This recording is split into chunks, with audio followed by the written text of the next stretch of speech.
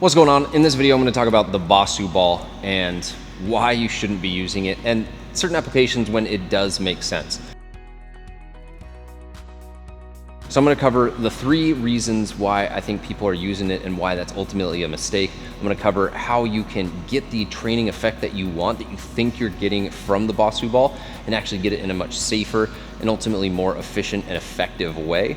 And then I'll go over a couple examples of where it is totally applicable and it does make sense to use, so that I'm not just hating on the Bosu ball, but I see a lot of people making mistakes. So first mistake is not clearly defining what you're training for.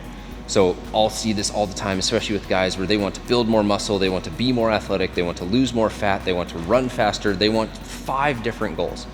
And ultimately, if you have 5 priorities, you have no priorities. So if I see someone squatting on this, let's say I got 50-pound kettlebell, 60-pound kettlebell, he might say, oh, I'm trying to get stronger. He might say, oh, I'm trying to build muscle. Well, doing that on a Bosu ball makes no sense. If you're going to get as strong as you possibly can, go lift heavy weights. Doing this with 60 pounds is impacting your ability to lift heavier because your brain is having to solve for multiple equations. It's not just having to solve how am I going to get this 60, 70, 80, 200, 300 pound weight off of the ground. It's now having to solve for going left, going right, and balancing that. The brain is a prediction machine, but if you give it too many things to be able to try and solve, ultimately, that's like saying, hey, computer, try and have 50 tabs open and then run this program as quickly as possible. The next one is the guys that are saying, oh, I really want hypertrophy. I really want to make sure that I'm able to build as much muscle as possible. Okay, fine. That's a body composition goal. If you are trying to build hypertrophy, you're trying to get muscle damage, you're trying to really focus on full range of motion, you're trying to really make sure that you are creating as much tension on the muscle as possible, great. Doing this with bicep curls, I saw someone doing this the other day, so I'll do this. Bicep curls here is impacting your ability to go heavier. It's impacting your ability to go longer. It's impacting your ability to create tension here because your body is also trying to solve for the little hula dance that you are doing here. You'd be much better off if you just went without the Bosu ball, did your curls at a slower tempo, at a heavier weight, created more of a pump, and created hypertrophy that way. I would also say that nutrition is going to drive that a ton, but that's not the point of this video. Now, are there times where this might make a little bit more sense? You might see LeBron James doing this. You might see an athlete recovering from an injury doing this. You might see it on social media. If you see it on social media, that doesn't mean that it's the best goal for you. You need to be able to clearly explain why you're doing an exercise in the program you're doing. Otherwise, you're wasting your time and just guessing at that point.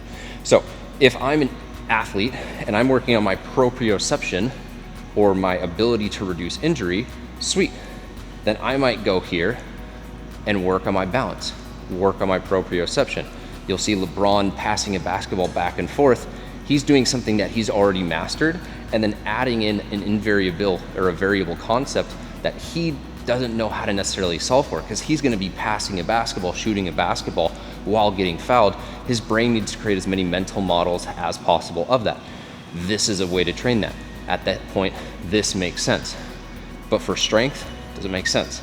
For hypertrophy, doesn't make sense. If you break your ankle and you're trying to get a neural connection to more of the musculature and build that balance back up, yeah, I can see that. That makes sense. But again, if you're trying to get stronger and you're doing curls on here, just do the curls without the Bosu ball. If you got it flipped over and you're doing squats right here, just do a heavier squat. Just do a slower tempo, just do a more explosive version. You're gonna be much more successful there. And I didn't even touch on the other issue with this in that you're getting to your goals slower, but you're also increasing the likelihood of injury. Because in order for me to do this, let's say I'm doing like an overhead squat, I now have to solve so many joint equations, make sure that all the muscles have their proper range of motion, all the joints have the proper range of motion. If I don't, I have to compensate. And if I have to compensate, I'm just speeding up the likelihood of a risk of injury. And so all of these little micro compensations for you to do one thing that might look cool on social media is ultimately accelerating the likelihood of you getting injured. And if you get injured, you're not gonna be able to go to the gym.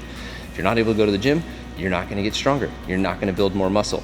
Focusing on one thing, making that one thing the priority, and then adding in variables that make sense, then you can go and add in different combinations of exercises or different exercise setups.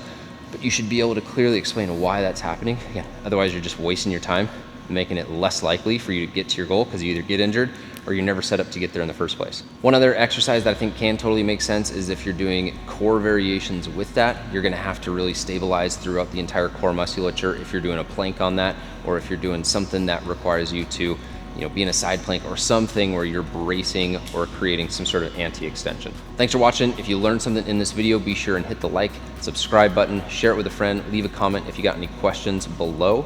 If you want to learn more about how I train and program my clients with my E4Fit method, there's also a link in the description. You can click that, check out some FAQs, check out the overview of the program, and then ultimately book a call. We can have a conversation as to what a specific training, nutrition, recovery plan would look like for you.